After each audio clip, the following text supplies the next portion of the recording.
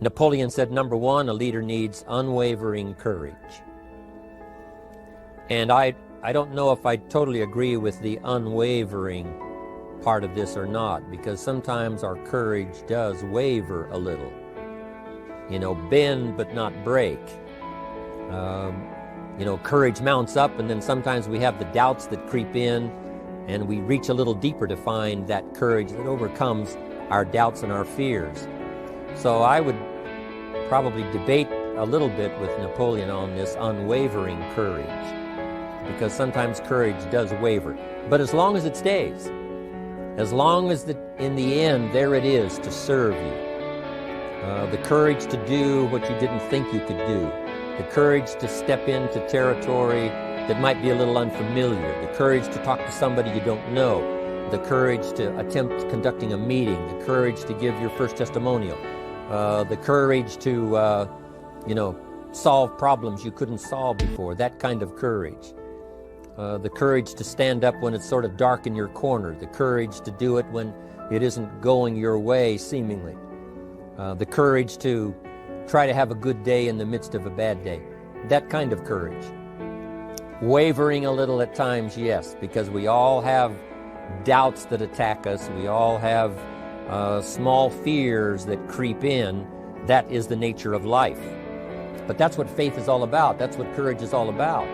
To serve us when our doubts will not serve us well. Faith to overcome fear, and courage to overcome our doubts.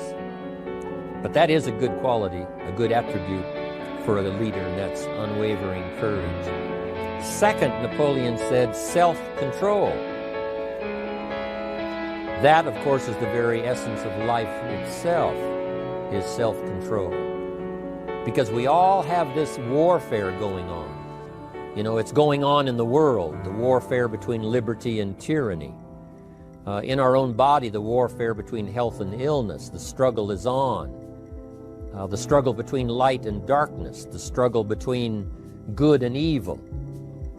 I call it opposites in conflict. And as soon as you're born into the world, as soon as you find yourself and discover yourself on this spinning planet headed somewhere, you know that this exists.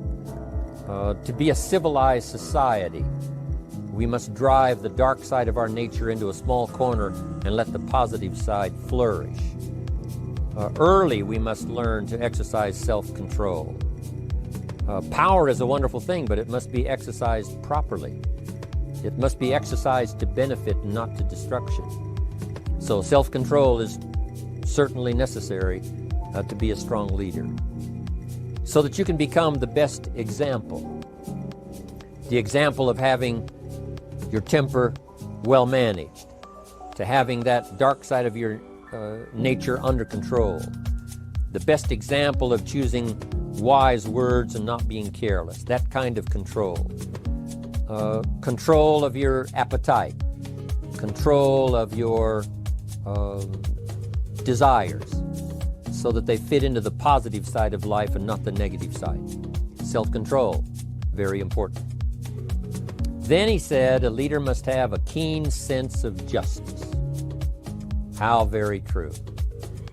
Justice we become familiar with, even when we're small. When certain things that happened or were done to us that something told us that wasn't right.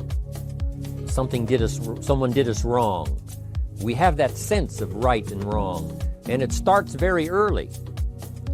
Then we have to have that sense of utilizing what's right and what's wrong, so that we develop this sense of justice, this sense of being fair, this sense of being on the positive side, on the right side. To minimize a person's mistakes, they need to have this sense of justice. We have to have justice when we're building an organization. What's fair, what is a good balance. The marketing system that Mark put together has to be fair for everyone. If you have a customer and you take care of that customer, someone else cannot come along and take that customer. The same is true with the distributor. Certain rules and regulations, so that all of us have a chance to fit within this framework of fairness, justice, and what's right.